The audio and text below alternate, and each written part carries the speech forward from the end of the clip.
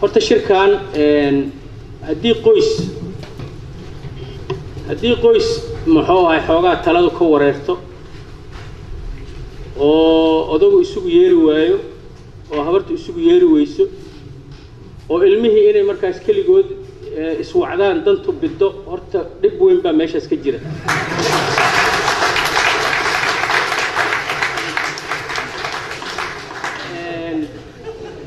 hadday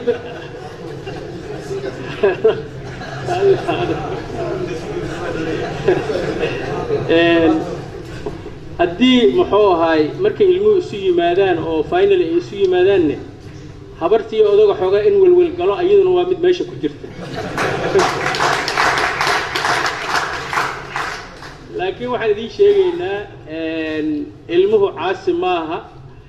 wixii aan muxuu ahay waxaan rabnaa in reerku wanaagsanaado oo la tooso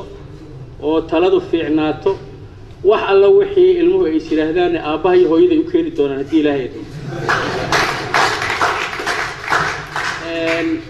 habartii odagu in xoogaa dhiirsanaan muujiyaan qolka ilmuhu ku jiraan ay soo galaan war maxay sheegaysaa yiraahdaan iska si fiicneed marka shirkan waa shir wanaagsan